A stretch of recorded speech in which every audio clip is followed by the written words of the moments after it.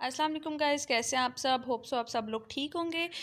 आज का जो टॉपिक जो हमने इस वीडियो में डिस्कस करना है उसका नाम है जीन सीक्वेंसिंग। होप सो आप लोगों को पहले वाले सारे टॉपिक्स भी समझ आते रहे होंगे। जैसे कि आप लोग जानते हैं कि हमारे चैनल है एजुकेशन की वीडियोस के हवाले से, तो हमारे चैनल को सब्सक्राइब कर लें और इस तरह की मज़ीद वीडियोस के लिए हमारे साथ कनेक्ट रहें। So let's start at today's topic, that is gene sequencing. It is a technique to find sequence of nucleotides in a gene. ये एक टेक्निक होती है जिसके ज़रिए हम क्या करते हैं, एक जीन में न्यूक्लियोटाइड का फुल सीक्वेंस स्टडी कर लेते हैं। मेन प्रिंसिपल्स ऑफ मेथड अब हम इसके पढ़ने जा रहे हैं कि what are the main principles of method.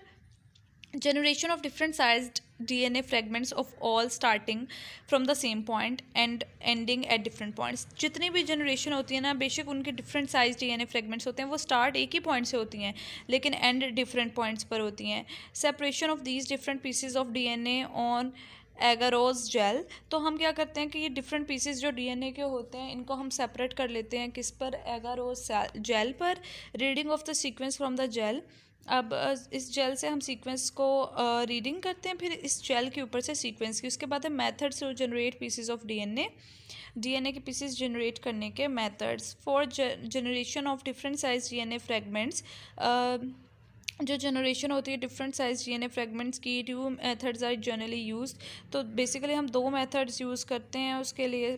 2 method होते हैं, एक मेथड है सेंगर्स मेथड, एक है मैक्सम गिलबर्ट मेथड। सबसे पहले हम स्टडी कर लेते हैं कि what is Sanger's method.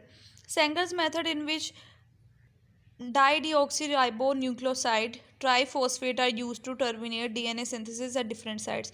Sanger's method वो होता है जिसमें डिफरेंट जगह पर डीएनए सिंथेसिस को टर्मिनेट करने के लिए डाइडीऑक्सीराइबोन्यूक्लियोसाइड ट्राईफॉस्फेट को हम यूज़ कर रहे होते हैं। उस मेथड को हम कहते हैं Sanger's method. Maxam Gilbert method in which DNA threads are chemically cut into pieces of different size. Maxam Gilbert method क्या होता है, जिसमें जो डीएनए के धागे होते हैं ना, उनको हम केमिकल्स की हेल्प से डिफरेंट पीसेस में, डिफरेंट साइज के पीसेस में कट आउट कर लेते हैं। इस मेथड को हम कहते हैं मैक्सम गिलबर्ट मेथड। अब separation and reading of gene sequence किस तरह होता है। DNA sequence is now completely automated. Robotic device mix the reagent and then load, run and read the order of nucleotide bases from the gel. जो DNA sequence होता है ना, ये तकरीबन कम्प्लीटली तौर पर ऑटोमेटेड होता है। रोबोटिक डिवाइस मिक्स कर देता है रिएजेंट्स को और उसके बाद लोड करता है, रन करता है और फिर सारे न्यूक्लियोसाइड का जेल की बेस में से ना सारा ऑर्डर जो न्यूक्लियोसाइड्स का होता है वो रीड कर लेता है।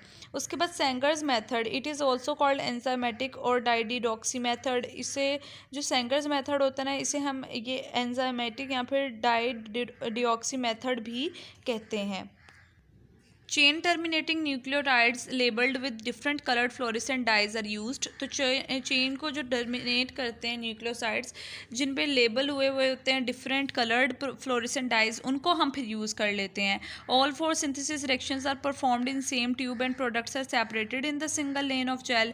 जितनी भी 4 सिंथेसिस होती है ना रिएक्शन की, वो सेम ट्यूब में परफॉर्म होती है और प्रोडक्ट्स को सिंगल लेन ऑफ जेल में हम सेपरेट कर लेते हैं। Are detector position near the bottom of the gel. वो डिटेक्टर जिसे हम पोजीशन करते हैं जेल के बॉटम में, रीड करते हैं, record the colour of fluorescent label on each band as it passes through a laser beam.